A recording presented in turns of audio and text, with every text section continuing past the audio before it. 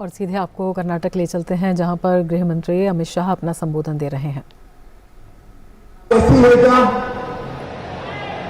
मोदी जी त्रिपुरा में है, वहां तक आवाज जानी चाहिए। दोनों हाथ उठाइए, उठाइए दोनों हाथ। कर्नाटक में भाजपा सरकार बनाने के संकल्प की मुट्ठी दीजिए और प्रचंड आवाज से बोलिए, भारत माता की, भारत माता की, भारत माता की। मंच पर उपस्थित भारतीय जनता पार्टी के वरिष्ठ नेता, कर्नाटक के पूर्व मुख्यमंत्री श्रीमान बीएस येदियुरप्पा जी, कर्नाटक के मुख्यमंत्री और हमारे नेता श्रीमान बसवराज बोम्माई जी, संस्कृति मंत्री कर्नाटक श्री वी सुनील कुमार जी, अरागा ज्ञानेन्द्र जी, गृह मंत्री कर्नाटक श्री एस.टी. सोमशेखर जी, सहकारिता मंत्री कर्नाटक श्री अंगारा एस. मंत्री कर्नाटक श्री कोटा श्रीनिवास पुरी जी, मंत्री कर्नाटक सरकार, भारतीय जनता पार्टी के अध्यक्ष श्रीमान नलिन कुमार कटील जी, डॉक्टर भट्ट साहब, अध्यक्ष विवेकानंद विद्यावर्धक संघ, कैंपको के अध्यक्ष ए किशोर कुमार कोरजी जी, कैंपको का पूरा बोर्ड ऑफ डायरेक्टर, निर्देशक गण और आज यहां पर कैंपको के साथ जुड़े हुए सभी आए हुए भाइयों बहनों, मैंगलोर और केरल के किसान भाइयों को प्रणाम कर कर मेरी बात की मैं शुरुआत करना चाहता हूं। आज मैं मैंगलोर के पुत्तूर में आया हूं। ये बहुत पवित्र भूमि है। अरब सागर और पश्चिमी घाट से घिरा हुआ एक क्षेत्र, परशुराम की सृष्टि के नाम से भी पूरे विश्व में विख्यात। अनेक धार्मिक परंपराएं, सांस्कृतिक परंपराएं ये अविभाजित दक्षिण कन्नड़ के जिले के अंदर पाई जाती है। अभी अभी मैंने कांतारा देखा है। कांतारा देखकर मुझे मालूम पड़ा कि कितनी समृद्ध परंपराओं का ये प्रदेश है।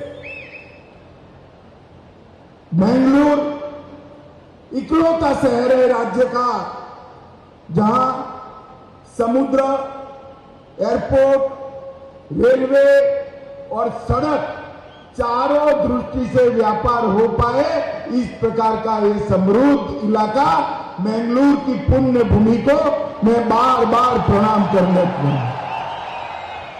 यहां आया हूं। तब रानी अब्बक्का को भी प्रणाम करना चाहता हूं।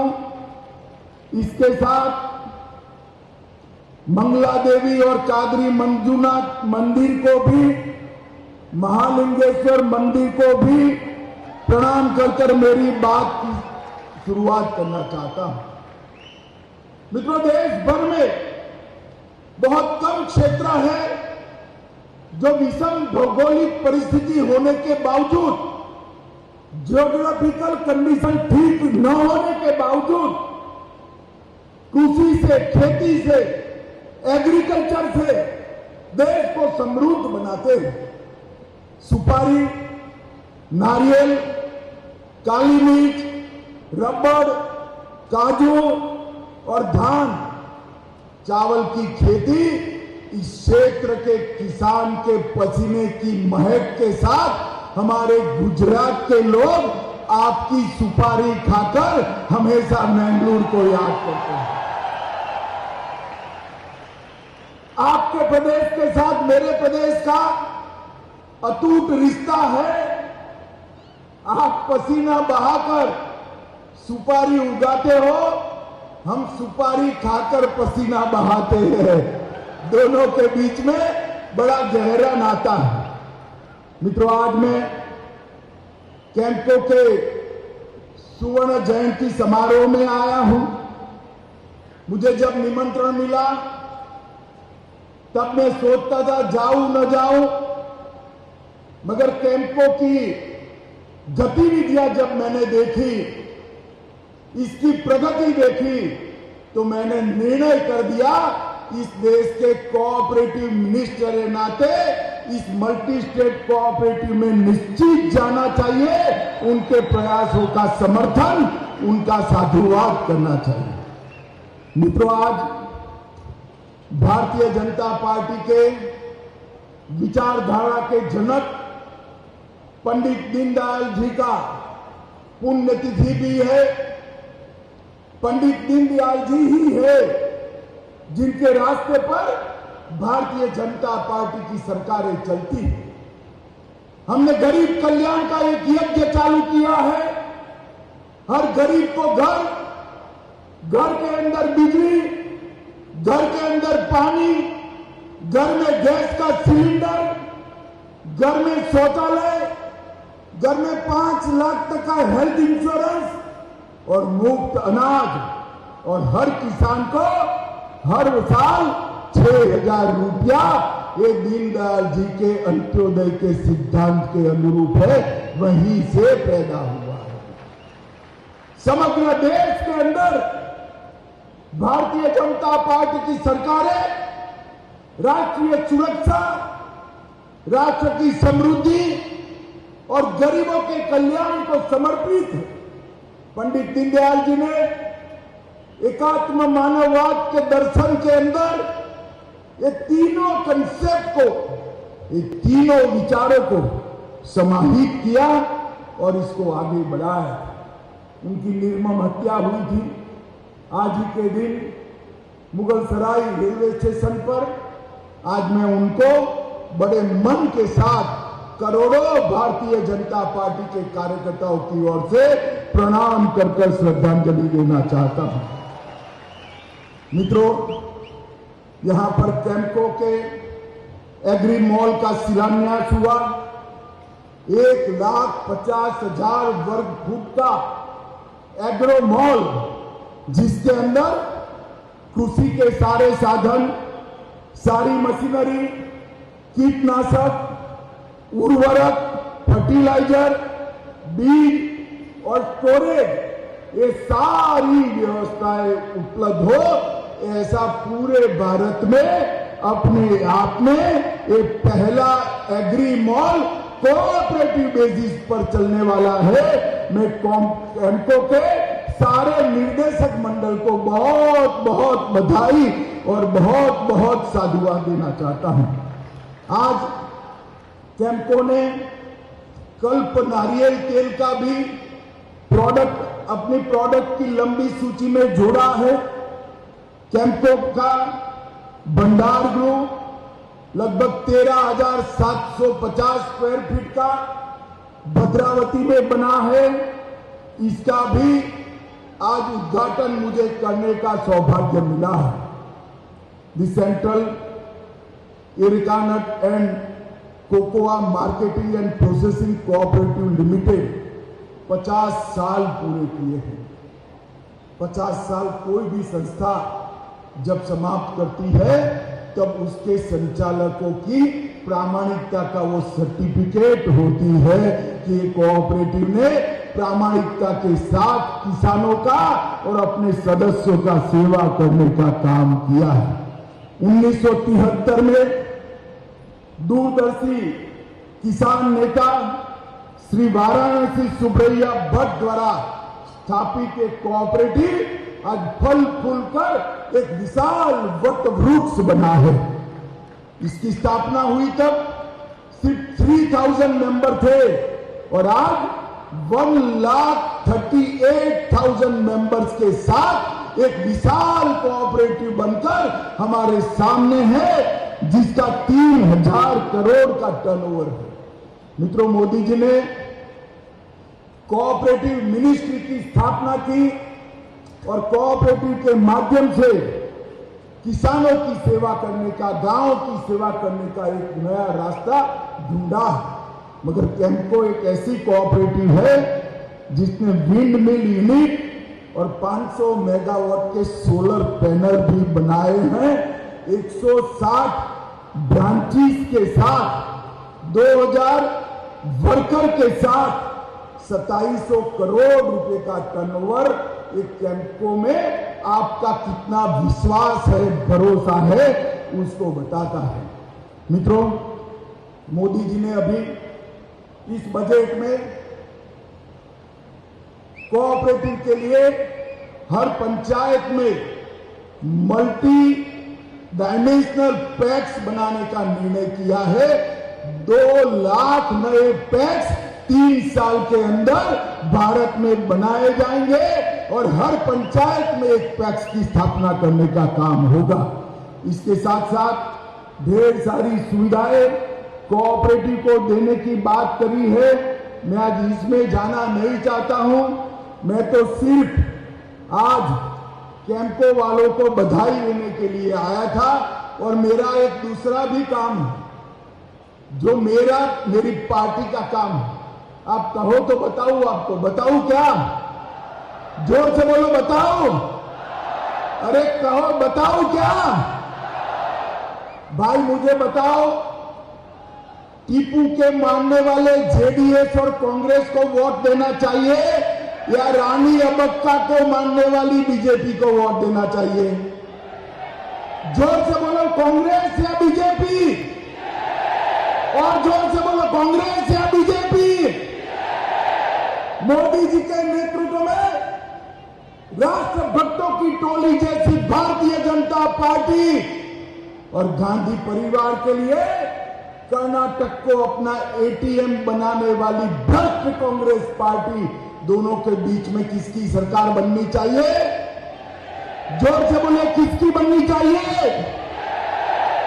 मित्रों, एक जनता दल एस और कांग्रेस एक कर्नाटक का भला नहीं कर सकती। कर्नाटक का भला जब हुआ भारतीय जनता पार्टी की सरकार। आज पूरे देश के किसान हमारे येदियुरप्पा जी को याद करते हैं। जब येदियुरप्पा जी थे तब कर्नाटक के किसानों का भला हुआ। पूरे देश के लोग येदियुरप्पा जी को याद करते हैं। उनके नेतृत्व में ही बेंगलुरु बढ़ा। आज मोदी जी ने इस क्षेत्र के अंदर ढेर सारी चीजें करी है और सबसे बड़ी बात मैं बताता हूं, दक्षिण कर्नाटक वालों, एक कांग्रेस वालों ने पीएफआई के 1700 लोगों को छोड़ने का काम किया था और भारतीय जनता पार्टी के नेता नरेंद्र मोदी जी ने पीएफआई पर बैन लगाकर हमेशा के लिए बंद कर दिया।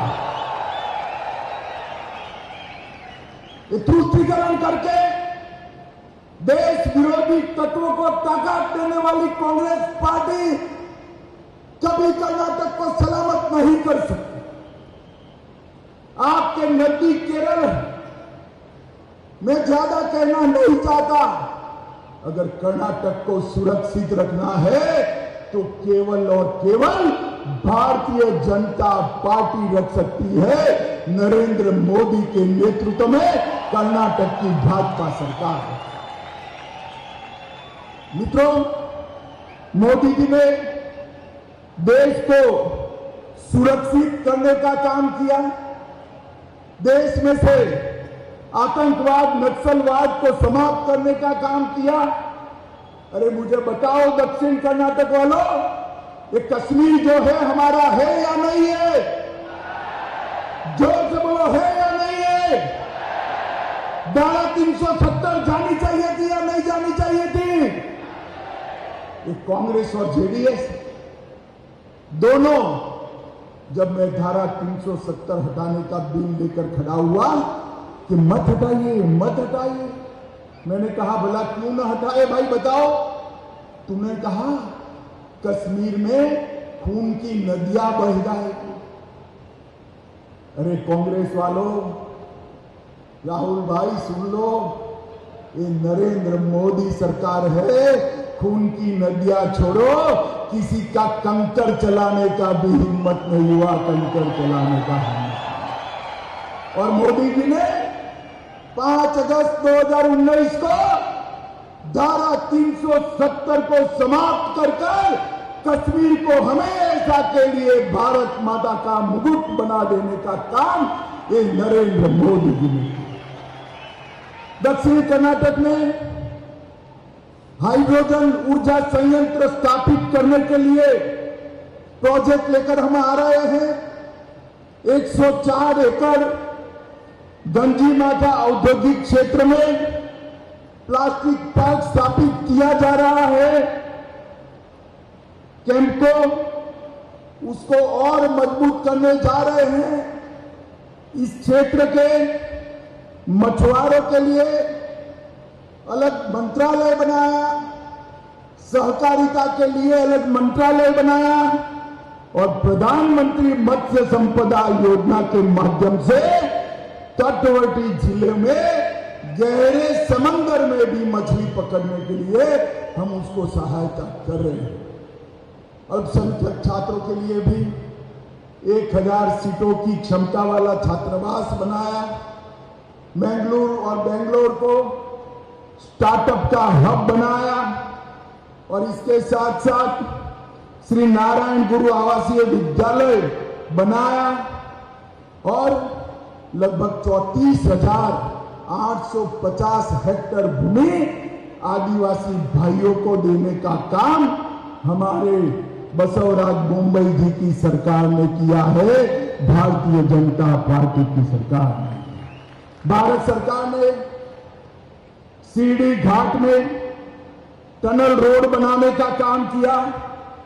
इससे पोर्ट के ट्रांसपोर्टेशन में बड़ी सुविधा होने वाली है। एमएसपी योजना के अंतर्गत उबले हुए चावल खरीदने का काम हमारी कर्नाटक सरकार ने किया। बसवराज जी के लिए एक बार ताली बजा लो सभी लोग भाई। ये तेलंगाना वाले उबले हुए चावल नहीं खरीदते हैं और हमारे बसवराज जी उबले हुए चावल खरीदकर किसानों के साथ चट्टान की तरह बैठे हैं। मित्रों, मोदी जी ने अभी मैंगलोर दौरे में 3800 करोड़ रुपए के विभिन्न परियोजनाओं की नींव डाली।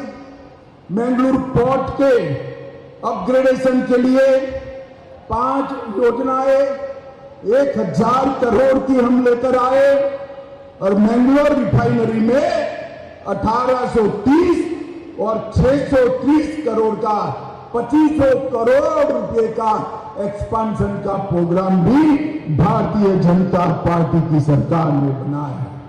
मित्रों, कांग्रेस और जेडीएस कभी कर्नाटक का भला नहीं कर सकती। जेडीएस को वोट मतलब कांग्रेस को वोट, भाजपा को वोट मतलब नए भारत के नए कर्नाटक को वोट। ये बात आप सभी लोग याद करें। मित्रों, आज हम थोड़ा लेट चल रहे हैं। चुनाव में मैं फिर से आऊंगा और दिल खोलकर आपसे बात करूंगा, मगर आज इस मंच से सुवर्ण जयंती के मौके पर फिर से एक बार केम्को के पूरे बोर्ड ऑफ डायरेक्टर को, भाई सभी लोग खड़े हो जाइए, जरा खड़े हो जाइए, पूरे बोर्ड ऑफ डायरेक्टर को बहुत बहुत बधाई देना चाहता हूं कि एक अच्छी कोऑपरेटिव आपने चलाई है। आप भी ताली बजाकर इनका स्वागत करिए, जोर से स्वागत करिए मित्रों। और अंत में आप लोगों को पूछना चाहता हूं, भाजपा सरकार बनाएंगे क्या? जोर से बोलो, हाथ ऊपर उठाकर बनाएंगे? कमर के निशान पर बटन दबाएंगे? बसवराज मुंबई के हाथ मजबूत करेंगे, मोदी जी के हाथ मजबूत करेंगे, पूर्ण बहुमत की भाजपा सरकार बनाएंगे। तो मेरे साथ दोनों हाथ उठाइए, विजय के संकल्प की मुट्ठी दीजिए और प्रचंड आवाज से बोलिए, भारत माता की, भारत माता की, वंदे वंदे वंदे।